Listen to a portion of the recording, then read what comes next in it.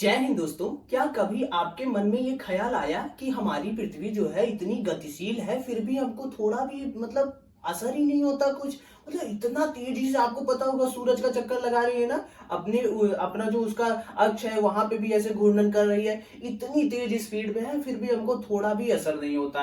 क्यों नहीं होता? आज इस वीडियो में हम सारा कॉन्सेप्ट समझेंगे। अगर आपको ये समझना है तो पूरा अंत तक वीडियो देखिएगा, बिना किसी बकैती के हम पूरा कॉन्सेप्ट एकदम इजी वे में समझ लेंगे। तो सबसे पहले समझते हैं कि ये जो पृथ्वी है हमारी कितने प्रकार से गति कर रही है, क्या स्पीड है इसकी, तब तो समझेंगे ना कि कैसे क्या होता है। तो देखो, दो प्रकार से गति कर रही है हमारी पृथ्वी। पहला, ये अपने ही अक्ष पर ऐसे घूर्णन कर रही है, जिसे कहते हैं हम घूर्णन यानी रोटेशन। इसका स्पीड है 1670 किलोमीटर पर आवर। ये तो हो गया अपने अक्ष पर, ये 24 घंटे में पूरा कर लेती है। देन दूसरा इसका, ये करती है सूर्य का परिक्रमण यानी रेवोल्यूशन। ये जो है इसका स्पीड है 30 किलोमीटर पर सेकंड। इतना स्पीड है 1670 किलोमीटर पर आवर, उसका 30 किलोमीटर पर सेकंड इसका। इतनी तेज गतिमान है लेकिन फिर भी हमें महसूस नहीं होता। क्यों नहीं होता?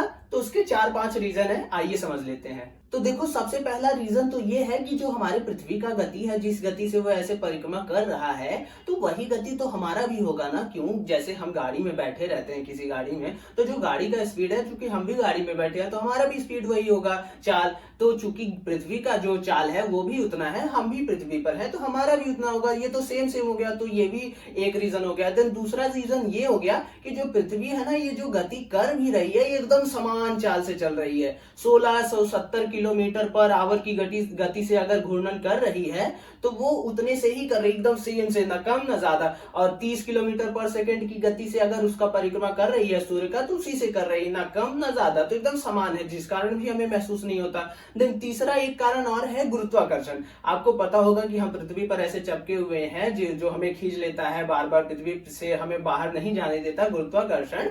तो गुरुत्वाकर्षण भी है जो हमको अपनी तरफ खींचे, पृथ्वी की तरफ खींचे हुए है, जिस कारण हमें और महसूस नहीं होता जो पृथ्वी की चाल है। देन चौथा सबसे बड़ा चीज कि हमारे पास कोई चीज कंपैरिजन करने के लिए नहीं है। हम कैसे पता करते हैं कि कोई चीज बड़ी है, छोटी है, किसी चीज की चाल है या स्थिर है? कैसे पता करते हैं? कोई आसपास की चीजें देखते हैं ना, जैसे हम गाड़ी चला रहे हैं, कैसे पता चलता है कि गाड़ी जो है हमारी चाल में है? कैसे पता चलता है? रोड देखते हैं, हाँ रोड हमारा वो आगे था तो हम उसके पास पहुंच गए। कोई आसपास चीज है तो वो हाँ पीछे चली गई, आगे चली गई, तो हम कंपेयर करके समझते हैं कि हमारी जो गाड़ी है ये चाल में है। तो पृथ्वी जो है ये चाल में है, लेकिन हम किससे कंपेयर करें? ऊपर देखते हैं तो आसमान ही आसमान है। अब आसमान में हम देख के कैसे बताएं बिना कंपैरिजन के कि कैसे पता चलेगा कि हमारी जो पृथ्वी है ये गति में है, जिस कारण हमें वैसे भी नहीं पता चलता कि हमारी पृथ्वी जो है गतिशील है।